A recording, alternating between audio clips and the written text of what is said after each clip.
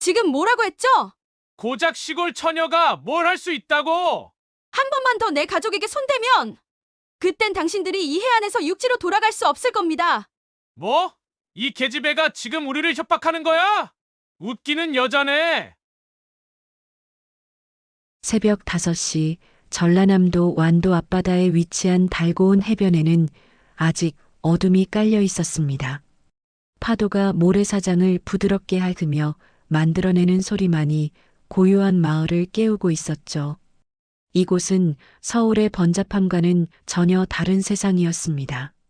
바다 냄새와 갯벌 향이 뒤섞인 짭조름한 공기가 폐 깊숙이 스며들면 복잡했던 마음도 한결 차분해지는 그런 곳이었어요.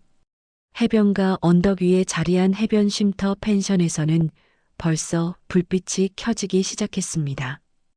이 펜션은 서울에서 은퇴한 할머니 5분이 공동으로 운영하는 특별한 곳이었어요. 각자의 사연을 안고 이곳에 정착한 할머니들은 이제 인생의 제2막을 함께 써내려가고 있었습니다. 펜션 주방에서는 김명순자 할머니가 이른 아침부터 분주하게 움직이고 계셨어요. 74세 나이에도 불구하고 손놀림은 여전히 재빠르셨죠. 오늘도 손님들을 위한 아침 식사 준비에 여념이 없으셨습니다. 된장찌개가 끓는 냄새와 각 구운 생선 굽는 향이 펜션 전체를 감쌌어요. 선우야, 일어났니? 명순자 할머니가 부르시는 소리에 2층에서 발소리가 들려왔습니다. 계단을 내려오는 사람은 김선우, 명순자 할머니의 손녀였어요. 34살의 선우는 키가 작지 않은 편이었지만 어딘지 조용하고 차분한 인상을 주었습니다. 단정하게 묶은 머리와 화장기 없는 얼굴에서는 소박함이 묻어났죠. 할머니, 제가 할게요. 선우는 말없이 앞치마를 두르고 할머니 옆에 섰습니다. 손놀림이 익숙했어요. 벌써 2년째 이곳에서 할머니를 도우며 살고 있었거든요. 처음 이곳에 왔을 때만 해도 선우는 마음의 문을 꽉 닫고 있었습니다. 말수도 적었고 웃는 일도 거의 없었죠. 하지만 시간이 흐르면서 조금씩 마음을 열기 시작했어요. 아침 식사 준비가 끝나고 손님들이 식당으로 내려오기 시작했습니다. 오늘 펜션에는 서울에서 온 가족 단위 손님 2팀과 부산에서 온 중년 부부가 투숙하고 있었어요. 모두들 도시의 답답함을 벗어나 이곳의 여유로움을 만끽하러 온 사람들이었습니다. 와, 정말 공기가 다르네요. 바다가 이렇게 가까이 있으니까 소리도 잘 들리고. 손님들의 만족스러운 표정을 보며 할머니들은 흐뭇해 하셨어요. 이런 모습들이 바로 할머니들이 이 일을 하는 이유였거든요. 누군가에게 편안한 쉼을 제공한다는 것, 그 자체가 큰 보람이었습니다. 식사를 마친 선우는 혼자 해변으로 나갔습니다. 매일 아침 조깅을 하는 것이 선우의 루틴이었어요. 운동화 끈을 단단히 묶고 바닷가를 따라 뛰기 시작했습니다. 규칙적인 호흡과 함께 발걸음도 일정했죠. 달리는 동안 선우의 머릿속에는 과거의 기억들이 스쳐 지나갔습니다. 해군 특수전 전단, 일명 UDT에서의 시절들 말이에요. 혹독한 훈련과 위험한 임무들, 그리고 동료들과의 끈끈한 우정까지.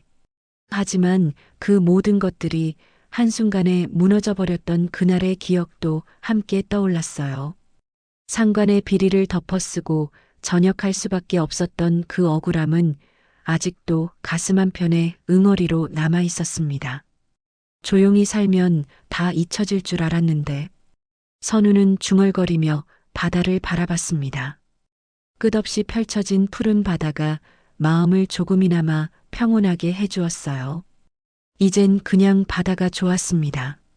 복잡한 과거는 뒤로하고 이곳에서 새로운 삶을 시작하고 싶었거든요.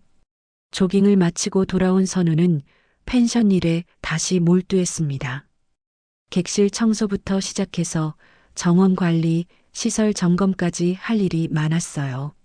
선우는 묵묵히 자신의 몫을 해냈습니다.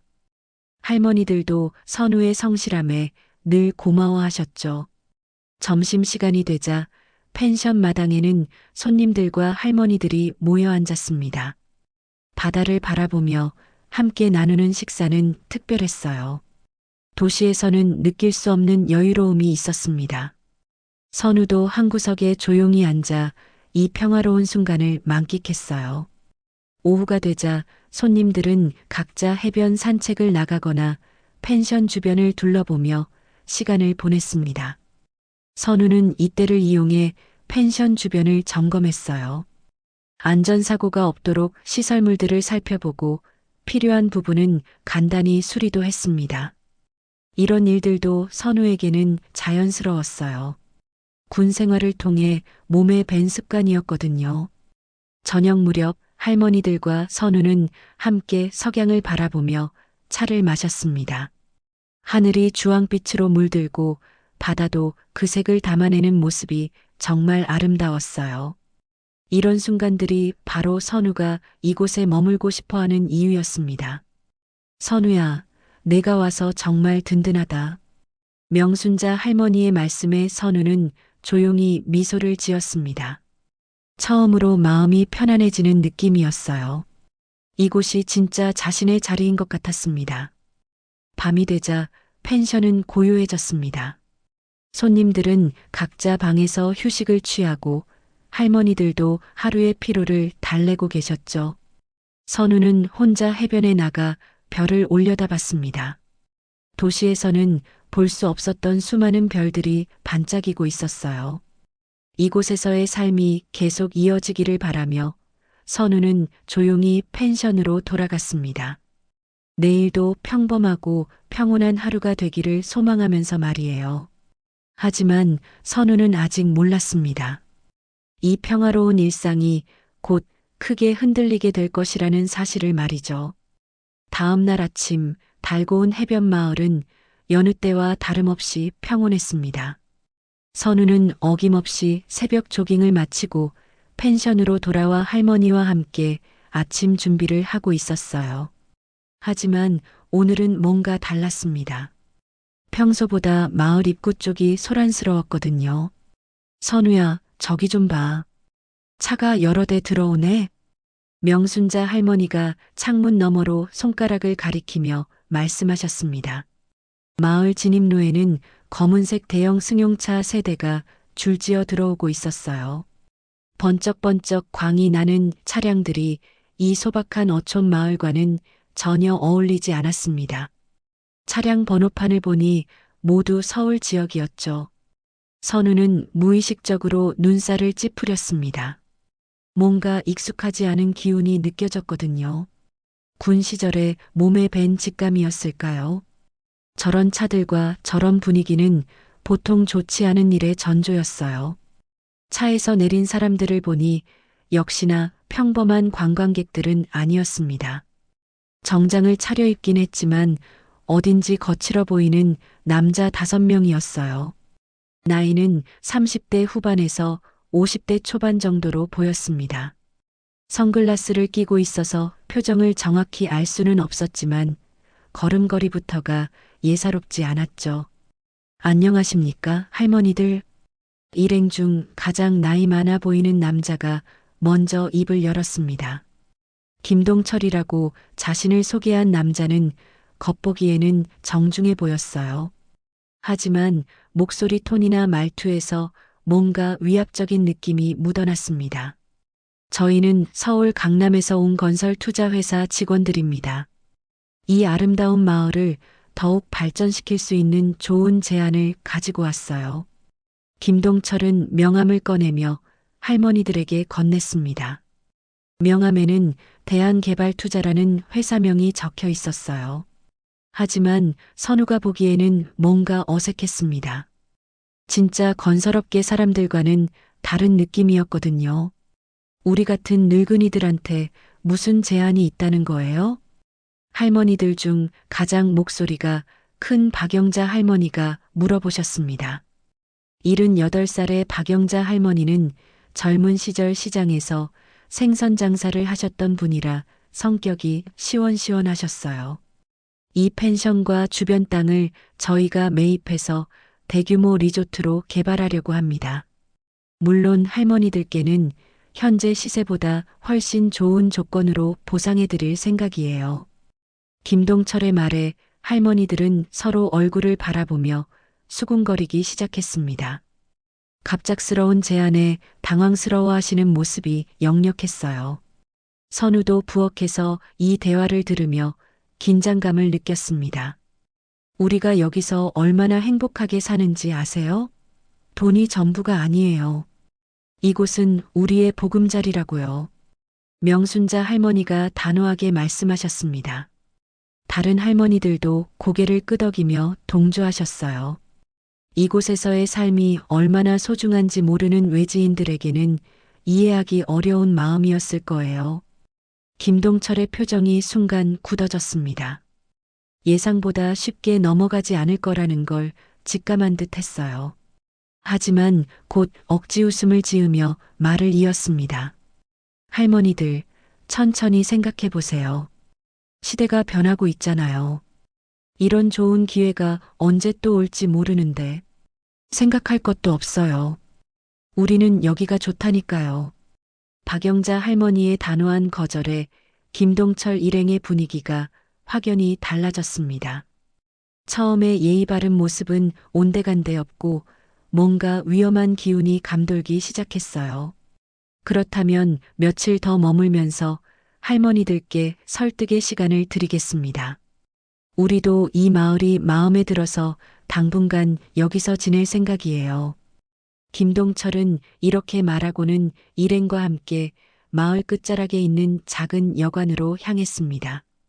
선우는 이 모든 상황을 지켜보며 불안감이 커져가는 걸 느꼈어요.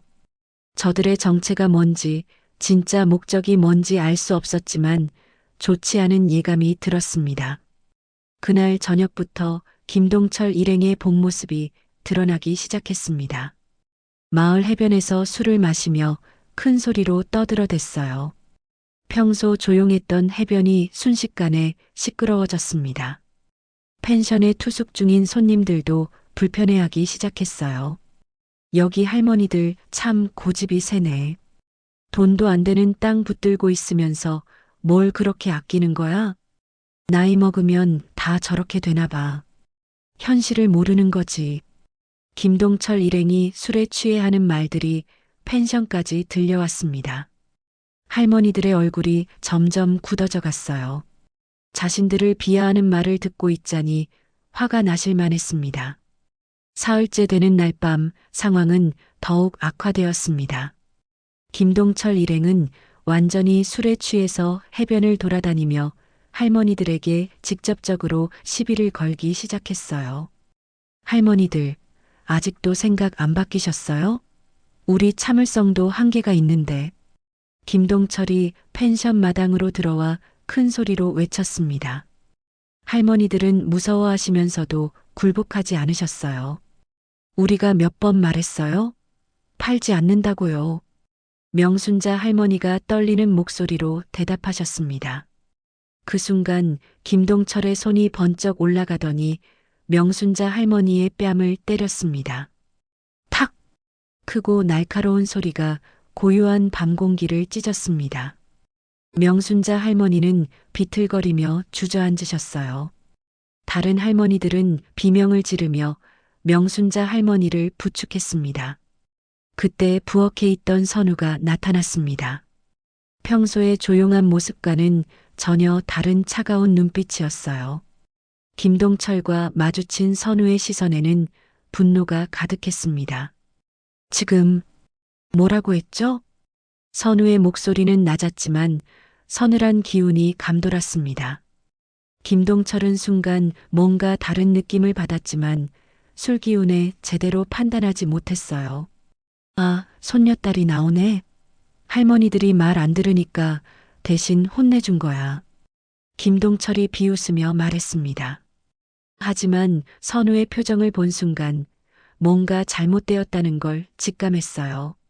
선우의 눈에서는 지금까지 숨겨왔던 다른 면이 드러나고 있었습니다. 이날 밤을 기점으로 달고 온 해변 마을의 평화는 완전히 깨져버렸습니다. 그리고 선우도 더 이상 조용한 손녀로만 남아있을 수 없게 되었어요. 명순자 할머니가 뺨을 맞으시고 주저앉으신 그 순간 선우의 머릿속에서는 무언가 스위치가 켜졌습니다.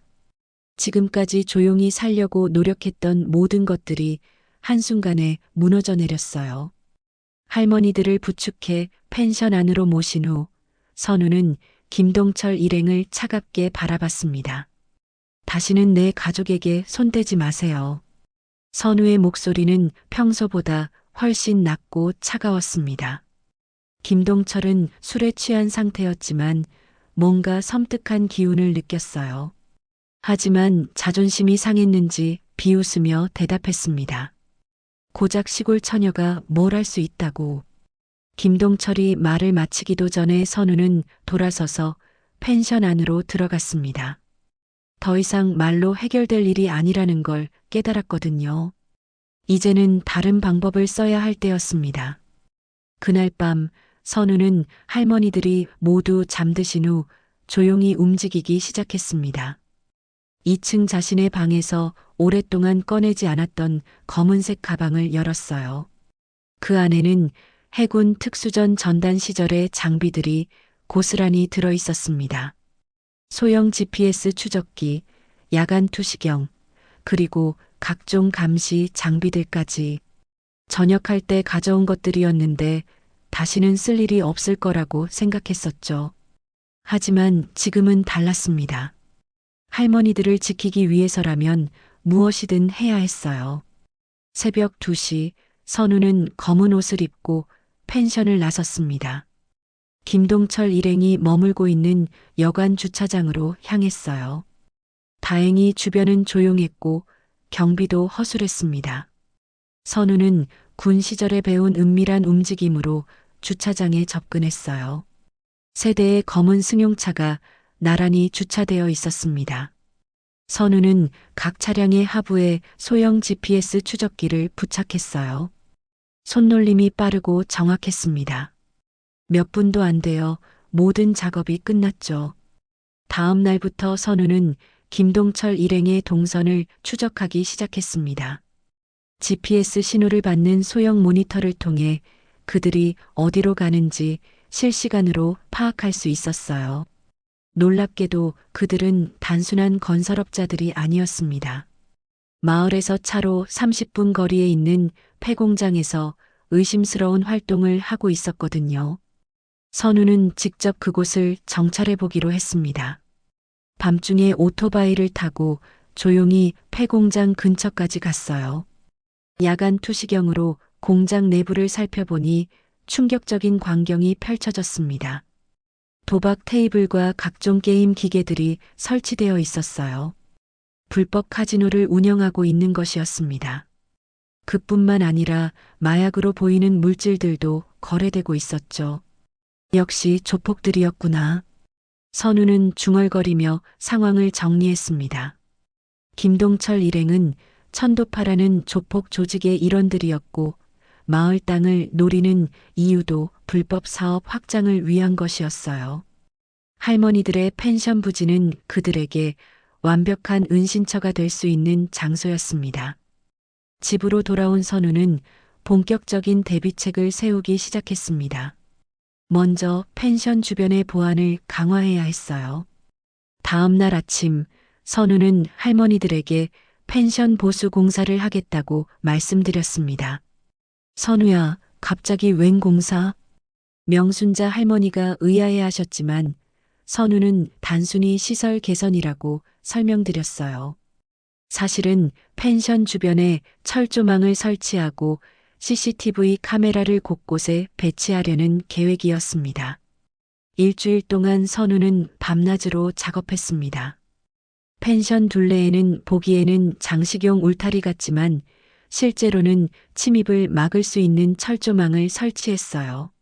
CCTV도 눈에 잘 띄지 않는 곳에 배치해서 펜션 전체를 감시할 수 있도록 했습니다. 가장 중요한 것은 통신 시설이었어요.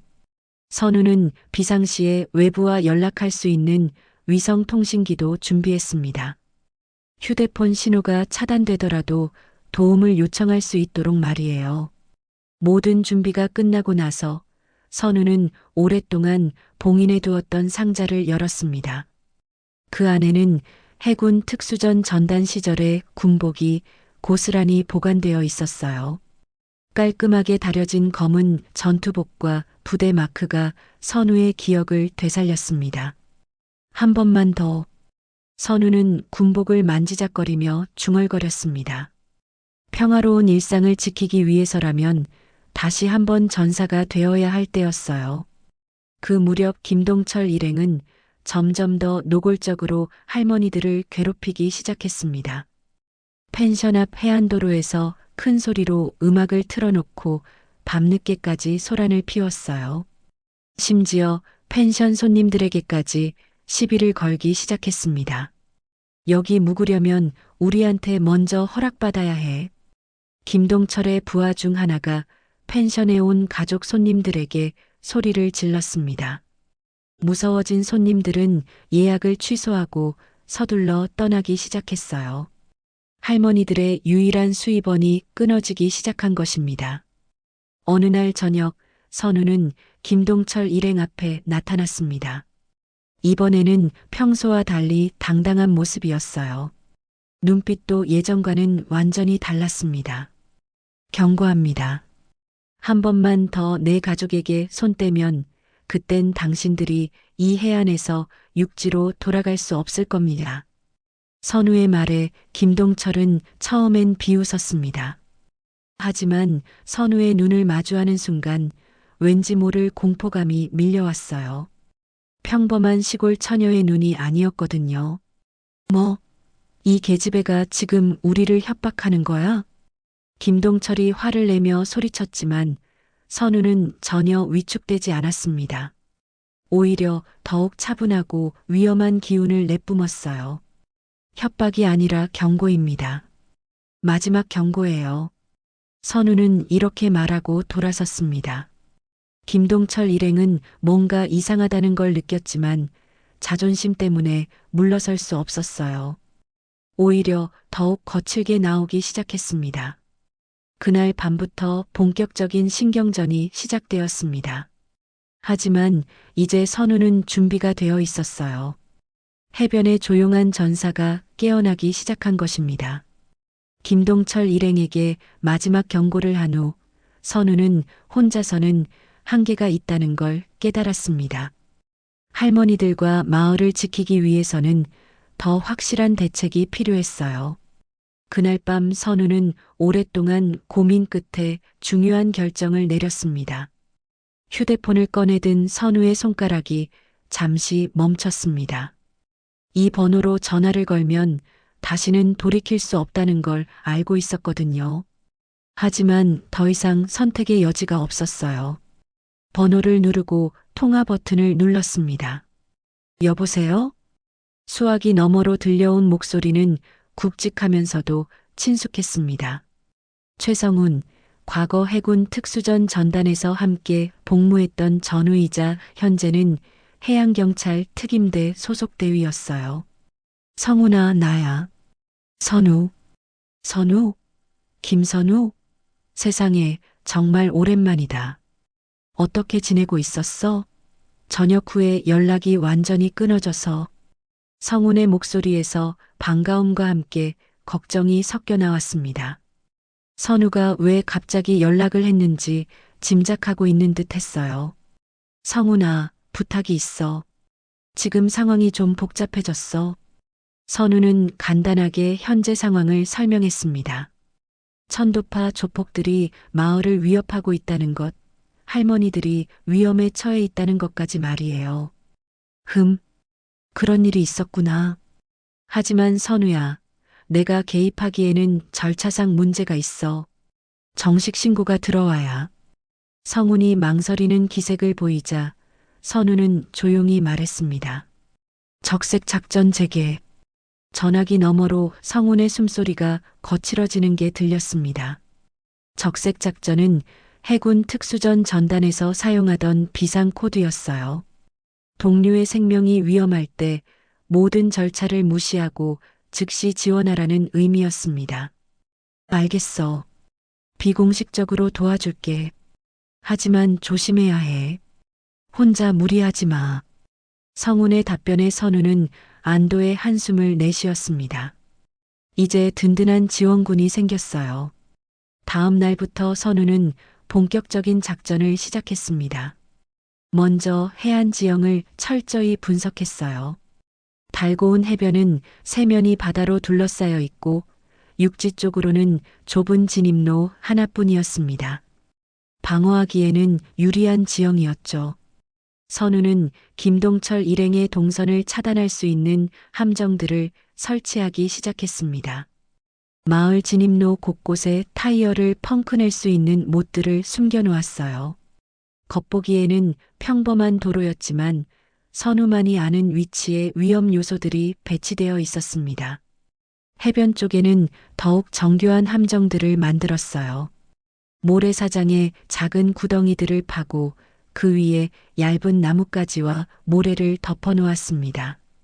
밤에 침입하려는 사람들이 발을 헛디디게 만드는 장치였죠. 가장 중요한 것은 감시 체계였습니다. 선우는 온라인으로 소형 드론을 주문했어요. 군용은 아니었지만 민간용으로도 충분히 감시 활동이 가능했습니다. 드론에 야간 촬영이 가능한 카메라를 장착해서 24시간 실시간 감시를 시작했어요. 펜션 2층 선우의 방은 어느새 작은 작전 본부가 되어 있었습니다. 여러 대의 모니터에는 CCTV와 드론 영상이 실시간으로 송출되고 있었어요. GPS 추적 장치로는 김동철 일행의 움직임을 계속 파악하고 있었습니다. 성운도 약속대로 도움을 주기 시작했습니다. 비공식적으로 천도파 조직에 대한 정보를 수집해서 선우에게 전달해 주었어요. 그들의 조직도, 주요 인물들, 그리고 과거 범죄 기록까지 상세한 자료였습니다. 선우야, 이 조직 생각보다 큰 것 같아. 우두머리는 김동철이 아니야. 뒤에 더 큰 인물이 있어. 성운의 정보에 따르면 천도파는 서울을 기반으로 한 중간 규모 조폭 조직이었습니다. 주로 불법 도박과 토지 투기로 돈을 벌고 있었어요. 이번 달고운 해변 진출도 새로운 불법 카지노 설립을 위한 것이었습니다. 며칠 후 김동철 일행도 뭔가 이상하다는 걸 눈치채기 시작했습니다.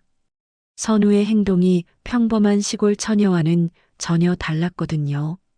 특히 선우가 그들을 바라보는 눈빛이 예사롭지 않았어요. 형님, 저 계집애 뭔가 이상해요. 김동철의 부하 중 하나가 조심스럽게 말을 꺼냈습니다. 이름은 박철수, 과거 군 경력이 있는 남자였어요. 뭐가 이상하다는 거야? 걸음걸이부터가 다르다고요. 그리고 저희를 볼 때 눈빛이 완전히 적을 보는 눈이에요. 박철수의 말에 김동철도 고개를 끄덕였습니다. 며칠 전부터 느꼈던 이상한 기분이 바로 그것이었어요. 평범한 게 아니야. 군인년 냄새가 나. 김동철이 중얼거렸습니다. 오랫동안 밑바닥 생활을 해온 김동철의 직감이었어요.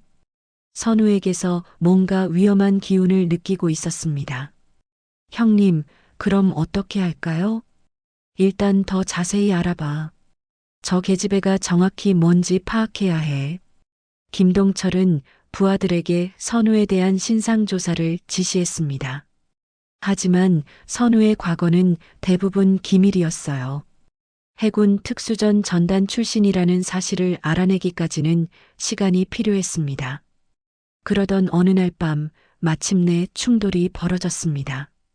김동철 일행이 술에 취해 펜션 마당까지 들어와 소란을 피우기 시작한 것이에요. 이번에는 단순한 위협이 아니라 실제로 폭력을 사용할 준비를 하고 있었습니다. 할머니들, 마지막으로 묻겠어요. 정말 안 팔 거예요? 김동철이 명순자 할머니 앞에 서서 위협적인 목소리로 말했습니다. 손에는 쇠파이프까지 들고 있었어요. 우리가 몇 번 말했어요? 절대 안 판다고요. 명순자 할머니가 떨리는 목소리로 대답하셨습니다. 그 순간 김동철이 쇠파이프를 휘둘렀어요.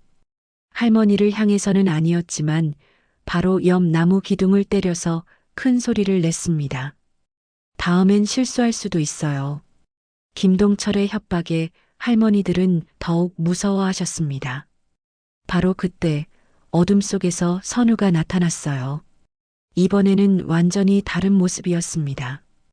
검은 옷을 입고 있었고 움직임도 평소와는 완전히 달랐어요.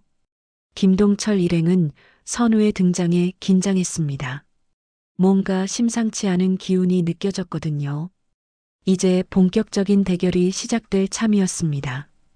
검은 옷을 입고 나타난 선우의 모습을 본 김동철 일행은 본능적으로 긴장했습니다. 평소에 조용한 손녀와는 완전히 다른 사람 같았거든요. 선우의 걸음걸이부터가 달랐어요. 마치 사냥감을 노리는 맹수처럼 조용하면서도 위협적이었습니다. 할머니들은 안으로 들어가세요. 선우의 목소리는 차분했지만 거부할 수 없는 힘이 있었습니다. 명순자 할머니를 비롯한 할머니들은 무슨 일이 벌어질지 알 수 없어 불안해하셨지만 선우의 말씀에 따라 펜션 안으로 피하셨어요. 오, 이제 제대로 나오네. 김동철이 비웃으며 말했습니다. 손에 든 쇠파이프를 이리저리 휘둘러 보이며 선우를 위협했어요. 하지만 선우는 전혀 위축되지 않았습니다. 마지막 경고였다고 했잖아요. 선우가 한 걸음씩 다가가기 시작했습니다. 김동철의 부하들이 동시에 긴장하며 둘러쌌어요. 5대 1이었지만 왠지 모르게 선우 쪽이 더 위험해 보였습니다. 이 계집애가 정말 김동철이 쇠파이프를 휘둘렀습니다. 하지만 선우는 마치 예상하고 있었다는 듯이 몸을 돌려 피했어요. 그리고 즉시 반격했습니다. 김동철의 손목을 정확히 눌러 쇠파이프를 떨어뜨린 후 무릎으로 명치를 가격했어요. 으악! 김동철이 고통스럽게 신음하며 뒤로 물러났습니다. 부하들이 동시에 달려들었지만 선우의 움직임은 물 흐르듯 자연스러웠어요. 한 사람의 공격을 피하며 다른 사람을 제압하고 3번째 공격자의 다리를 걸어 넘어뜨렸습니다. 불과 몇 분 만에 김동철 일행 전원이 바닥에 넘어져 있었어요. 선우는 수만 번 거칠게 쉬지 않고 그들을 내려다봤습니다. 다시는 이곳에 나타나지 마세요. 다음엔 이 정도로 끝나지 않을 거예요. 선우의 차가운 경고에 김동철 일행은 아무 말도 못하고 도망치듯 사라졌습니다. 하지만 선우는 이것이 끝이 아니라는 걸 알고 있었어요. 오히려 더 큰 보복이 있을 거라고 예상했습니다. 다음 날 아침 예상치 못한 방향에서 타격이 왔습니다. 마을 이장인 서재국이 펜션을 찾아온 것이었어요. 평소 할머니들과 친하게 지내던 서재국 이장의 방문이라 할머니들은 반갑게 맞아주셨습니다. 이장님, 어서 오세요. 차라도 한잔하고 가세요. 명순자 할머니가 웃으며 인사하셨지만 서재국 이장의 표정은 어딘지 어두웠어요. 평소와는 다른 분위기였습니다. 할머니들, 어젯밤에 무슨 일이 있었다면서요? 서재국 이장의 물음에 할머니들은 서로 눈치를 보셨습니다.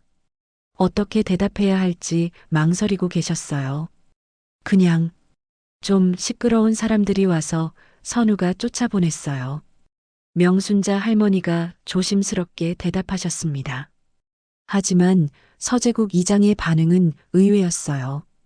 선우 씨가 폭력을 휘둘렀다고 들었는데 그게 사실인가요? 갑작스러운 질문에 할머니들은 당황하셨습니다. 선우는 자신들을 지키려고 한 것뿐인데 왜 이장이 이런 식으로 묻는지 이해할 수 없었어요. 이장님, 무슨 말씀이세요? 선우는 우리를 지켜준 거예요. 박영자 할머니가 항변하셨지만 서재국 이장은 고개를 저었습니다. 할머니들, 아무리 그래도 폭력은 안 되죠. 법적으로 문제가 될 수 있어요. 이때 선우가 나타났습니다. 서재국 이장과 마주친 선우의 눈빛이 순간 차가워졌어요. 뭔가 이상한 기운을 느꼈거든요. 이장님, 무슨 일로 오셨나요? 선우의 질문에 서재국 이장은 잠시 머뭇거렸습니다. 그러다가 마치 결심한 듯이 말을 꺼냈어요. 선우 씨, 어젯밤 일로 신고가 들어왔어요. 폭행 혐의로 경찰서에 동행해야겠습니다. 할머니들이 깜짝 놀라셨습니다. 선우가 폭행범이라니 말도 안 되는 소리였어요. 이장님, 그게 무슨 말씀이세요? 선우가 뭘 잘못했다고요? 명순자 할머니가 화를 내며 물어보셨지만 서재국 이장은 단호했습니다. 법은 법입니다. 피해자들이 정식으로 고소장을 냈어요. 선우는 상황을 파악했습니다. 김동철 일행이 먼저 고소를 한 것이었어요. 자신들이 먼저 위협하고 폭력을 휘둘렀으면서도 오히려 피해자 행세를 하고 있는 것이었죠.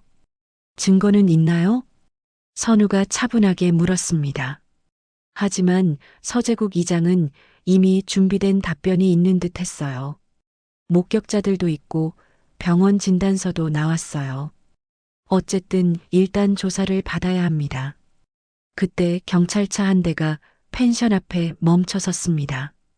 경찰관 2명이 내려와 펜션으로 향했어요. 서재국 이장이 미리 연락해둔 것 같았습니다. 선우는 순간 모든 것을 깨달았습니다. 서재국 이장이 김동철 일행과 한통속이라는 것을 말이에요. 마을 개발 이권과 뒷돈을 받고 그들과 짜고 있었던 것입니다. 이장님, 그분들한테 얼마나 받으셨어요? 선우의 날카로운 질문에 서재국 이장의 얼굴이 순간 굳어졌습니다. 하지만 곧 태연한 척했어요. 무슨 말인지 모르겠네요. 그냥 법대로 처리하는 것뿐입니다. 경찰관들이 다가왔습니다. 선우는 저항할 수도 있었지만 그럴 경우 상황이 더 복잡해질 걸 알고 있었어요. 할머니들이 더 큰 위험에 처할 수도 있었습니다. 우리 선우가 그런 애 아니에요. 그 애는 나라를 지킨 애였어요.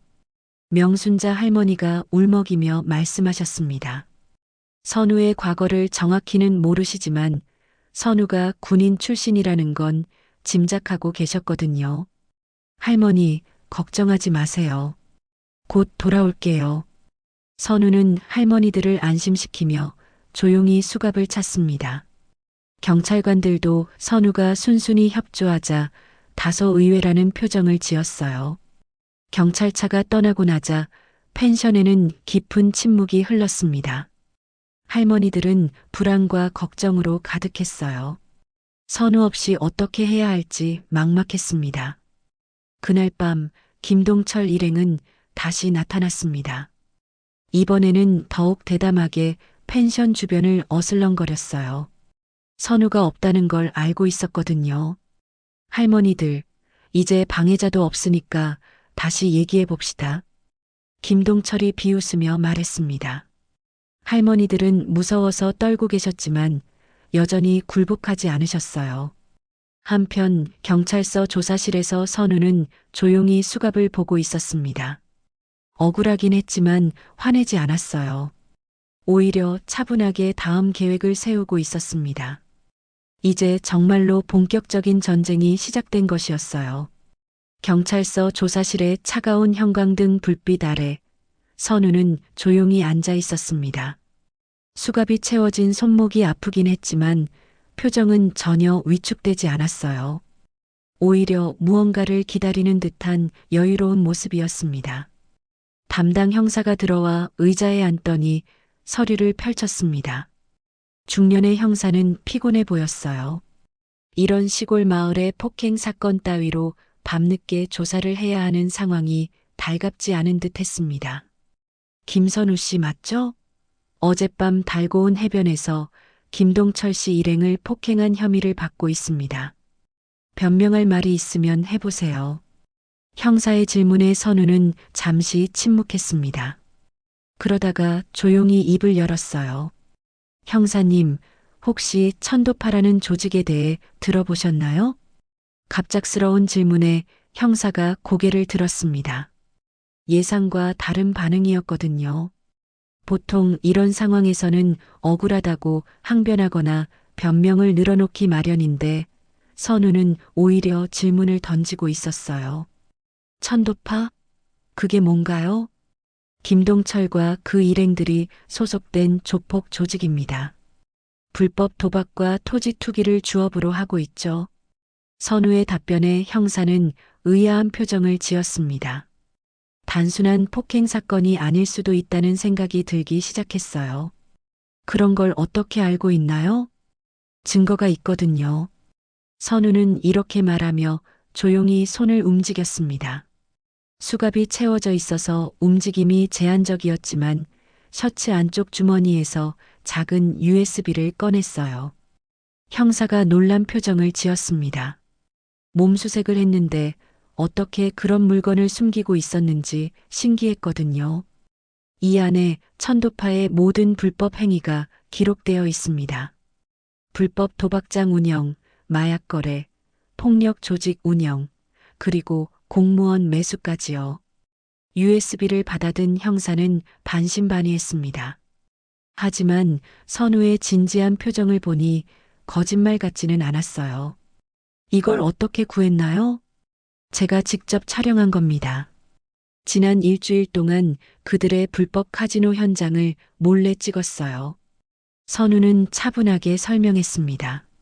사실 선우는 체포되기 전부터 이 모든 상황을 예상하고 있었어요. 김동철 일행이 법적으로 대응해 올 거라는 걸 알고 있었고 그에 대한 준비도 완료해둔 상태였습니다.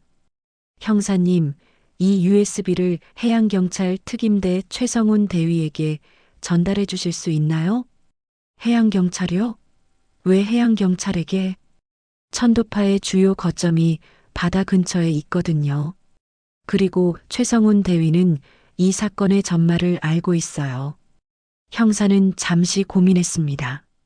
단순한 폭행 사건으로 시작된 일이 점점 복잡해지고 있었어요. 하지만 선우의 말이 사실이라면 큰 사건일 수도 있었습니다. 한편 펜션에서는 할머니들이 밤잠을 이루지 못하고 계셨습니다. 선우가 없는 상황에서 김동철 일행이 언제 또 나타날지 몰라 불안했거든요.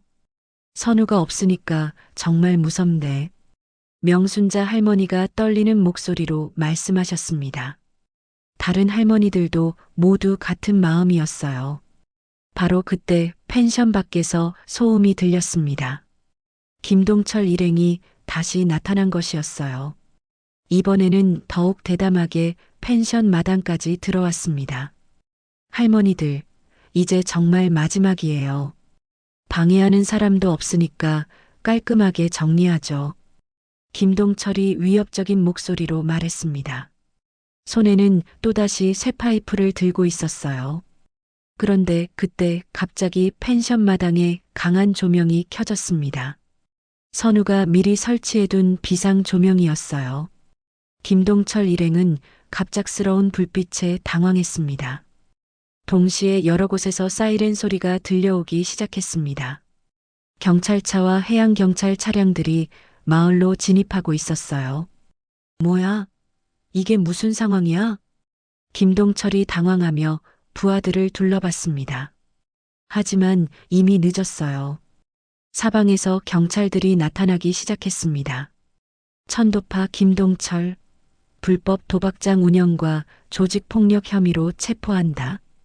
해양경찰 특임대 최성훈 대위가 확성기를 통해 외쳤습니다. 선우가 USB를 통해 전달한 증거들이 언론에 제보되면서 사건이 전국적으로 알려진 것이었어요.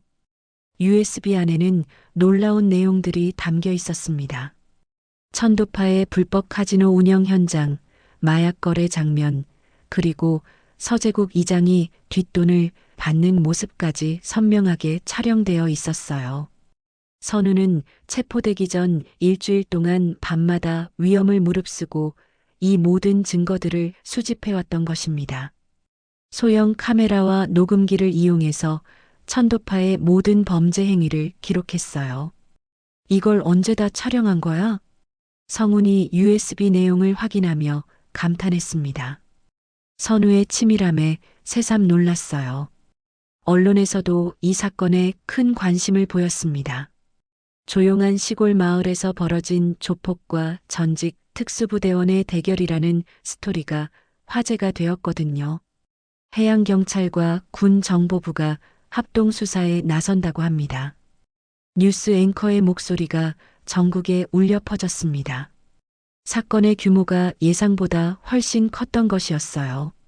천도파의 배후에는 더 큰 조직이 있었고 이들의 불법 행위는 전국 곳곳에서 벌어지고 있었습니다. 선우가 수집한 증거들이 그 실마리를 제공한 것이었어요.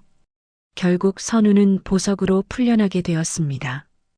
오히려 피해자였다는 사실이 밝혀졌고 김동철 일행이 허위 고발을 한 것으로 드러났거든요. 경찰서 앞에서 선우를 기다리고 있던 성훈이 반가운 표정으로 다가왔습니다. 선우야, 정말 대단하다. 이렇게 치밀하게 준비하고 있었구나. 성훈아, 고마워. 내가 도와주지 않았다면 불가능했을 거야. 선우와 성훈은 서로 감사의 인사를 나누었습니다. 이제 정식으로 수사기관이 움직이기 시작했어요. 이제부터는 우리가 공식적으로 처리할 수 있어. 해안선은 내가 담당하고 바다 쪽은 우리가 맡을게. 성훈의 말에 선우는 고개를 끄덕였습니다. 드디어 정의로운 방법으로 해결할 수 있게 된 것이었어요. 하지만 아직 마지막 대결이 남아 있었습니다. 선우가 보석으로 풀려난 지 사흘 후 달고운 해변 마을에는 예년과 같이 여름 해변 축제가 열리기로 되어 있었습니다. 하지만 최근 사건들 때문에 축제를 취소할지 말지 마을 사람들 사이에서 의견이 분분했어요. 결국 할머니들과 마을 주민들은 굴복하지 않겠다는 의미로 축제를 예정대로 진행하기로 결정했습니다. 우리가 왜 숨어 살아야 해요? 떳떳하게 축제하는 거예요. 박영자 할머니의 당당한 목소리에 다른 할머니들도 힘을 얻으셨습니다. 선우 역시 할머니들의 결정을 지지했어요. 오히려 축제가 김동철 일행을 완전히 제거할 수 있는 기회가 될 것 같았거든요.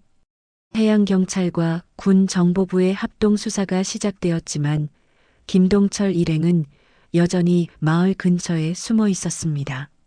체포영장이 발부되었음에도 불구하고 끝까지 저항하고 있었어요. 성훈으로부터 정보를 받은 선우는 김동철 일행이 축제 당일 밤에 마지막 발악을 할 가능성이 크다는 걸 알고 있었습니다. 선우야, 오늘 밤이 고비가 될 것 같아. 저들이 완전히 궁지에 몰렸거든. 성훈이 전화로 경고했습니다. 천도파 조직이 해체 위기에 처하자 김동철 일행이 자포자기 상태가 되었다는 정보였어요. 축제 준비는 오후부터 본격적으로 시작되었습니다. 마을 주민들과 할머니들이 함께 해변에 무대를 설치하고 각종 먹거리 장터도 준비했어요. 평소보다 규모는 작았지만 마을 사람들의 의지만큼은 더욱 강했습니다. 선우는 축제 준비를 도우면서도 계속 주변을 경계했습니다. 김동철 일행이 언제 나타날지 알 수 없었거든요. 해변 곳곳에 설치해둔 감시 카메라들을 수시로 확인했어요. 해가 지고 축제가 시작되자 생각보다 많은 사람들이 모였습니다. 인근 마을에서도 구경 오고 뉴스를 보고 찾아온 관광객들도 있었어요. 할머니들이 준비한 음식들이 인기를 끌었고 무대에서는 지역 국악단의 공연이 이어졌습니다. 우리 선우 덕분에 이렇게 축제도 할 수 있게 되었네. 명순자 할머니가 선우의 손을 잡으며 말씀하셨습니다. 선우는 할머니의 따뜻한 손길에 마음이 뭉클해졌어요. 축제가 절정에 달한 밤 10시경 선우의 감시 모니터에 수상한 움직임이 포착되었습니다. 마을 진입로 쪽에서 여러 대의 차량이 불빛을 끄고 접근하고 있었어요. 김동철 일행이었습니다.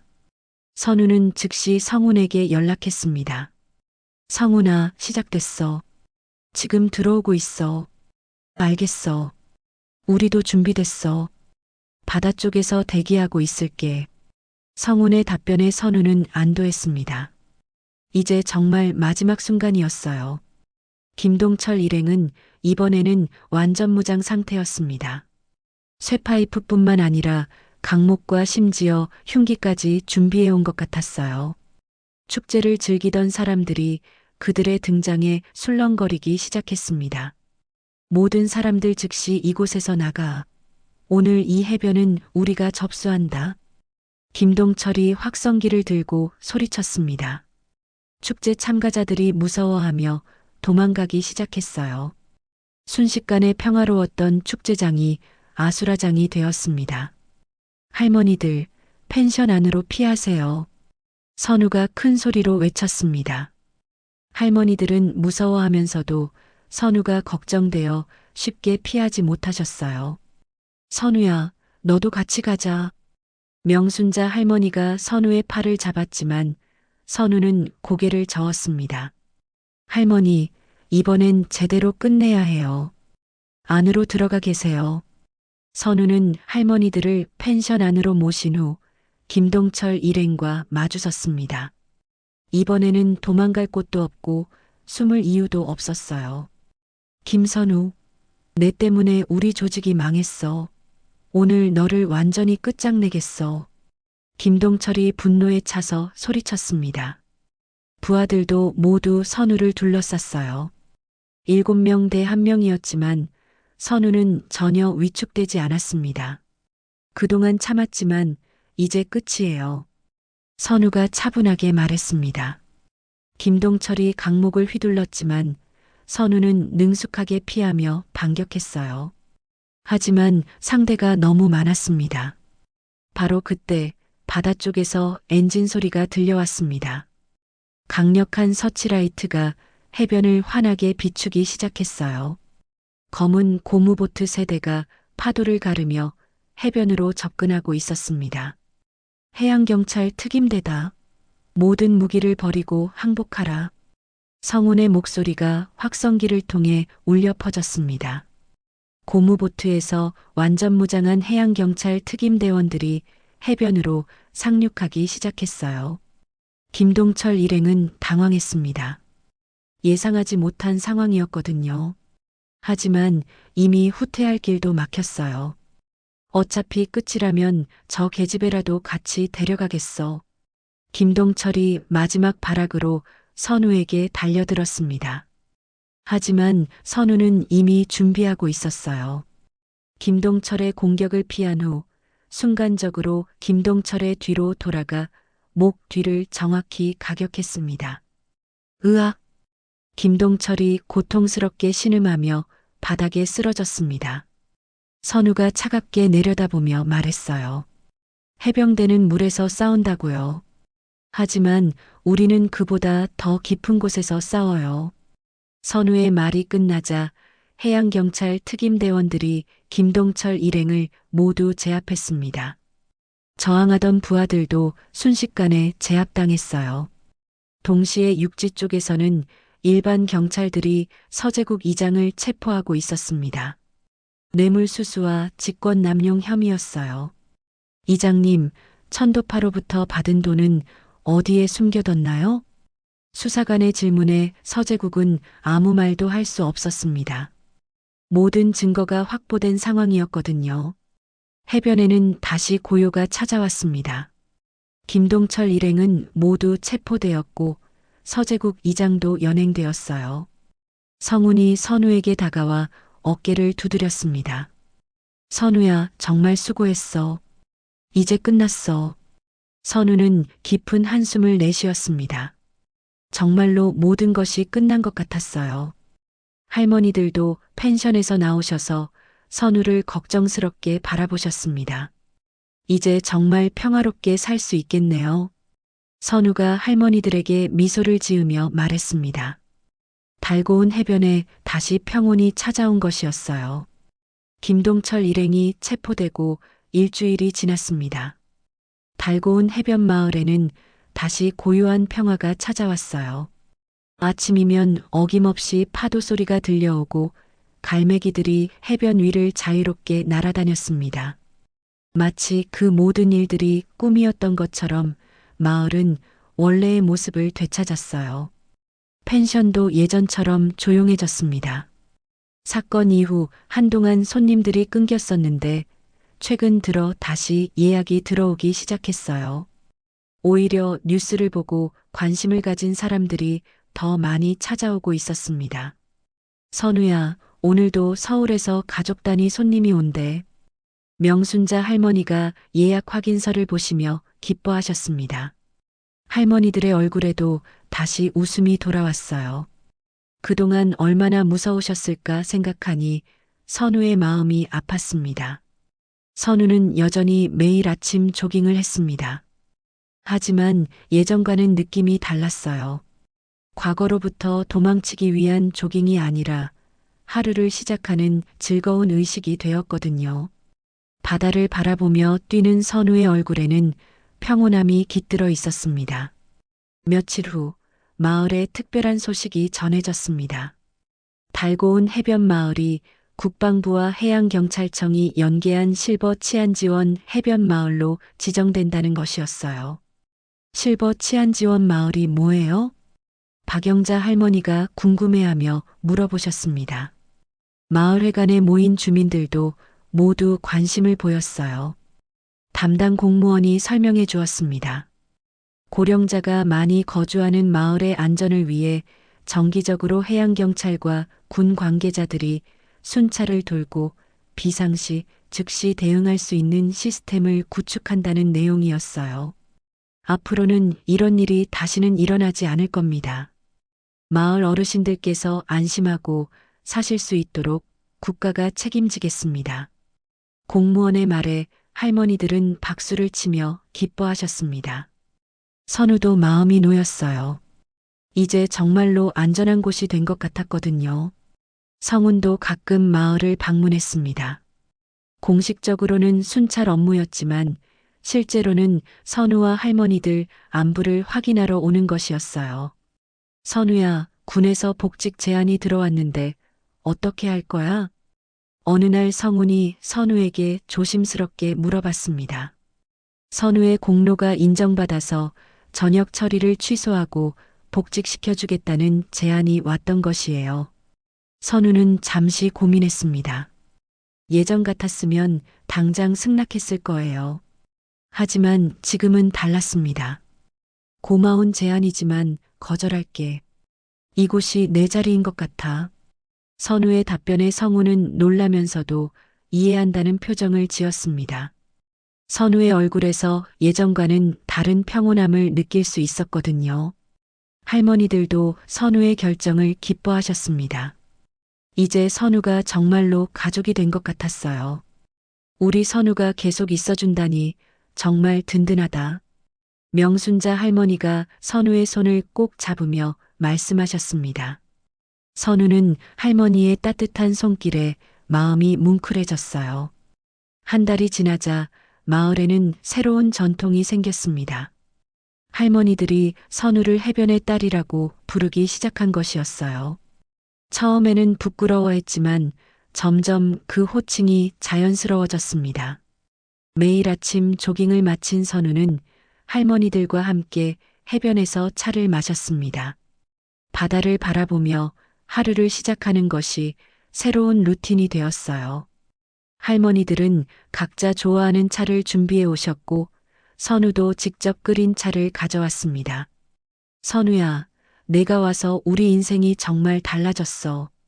어느 날 아침 박영자 할머니가 감회에 젖어 말씀하셨습니다.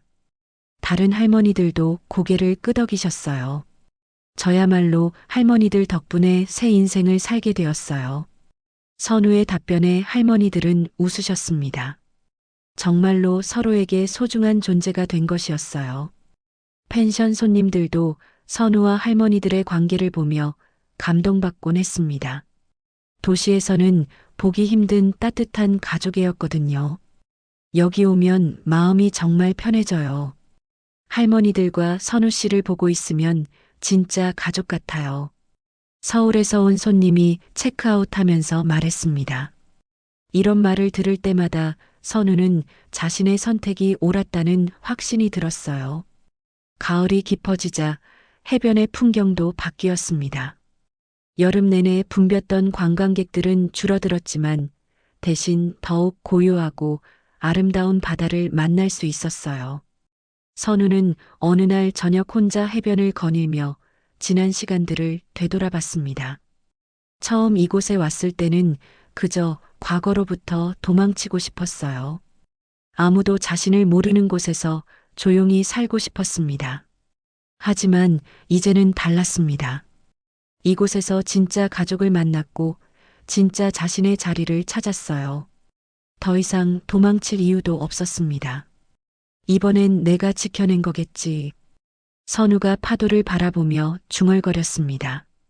예전에는 자신을 지키기에 급급했지만 이번에는 소중한 사람들을 지켜낸 것이었어요. 더는 도망가지 않아. 이게 내 자리야. 선우의 독백이 바람에 실려 바다로 흘러갔습니다. 파도는 여전히 부드럽게 모래사장을 어루만지고 있었어요. 그때 뒤에서 할머니들의 목소리가 들렸습니다. 선우야, 저녁 먹자. 우리 해변의 딸 어디 갔나 했네. 할머니들의 정겨운 부름에 선우는 미소를 지으며 돌아섰습니다. 멀리 펜션에서는 따뜻한 불빛이 새어나오고 있었어요. 선우는 할머니들에게 달려갔습니다. 이제 정말로 집에 돌아가는 기분이었어요. 더 이상 혼자가 아니었고 더 이상 과거에 얽매이지도 않았습니다. 달고운 해변에는 다시 평화가 찾아왔습니다. 그리고 그 평화를 지키는 사람들이 있었어요. 바다의 전사였던 선우는 이제 해변의 딸이 되어 새로운 삶을 시작했습니다. 파도는 오늘도 부드럽게 해변을 어루만지고 있었고 내일도 그럴 것이었습니다. 영원히 말이에요. 이야기에 공감하신다면 댓글로 여러분의 생각을 들려주세요.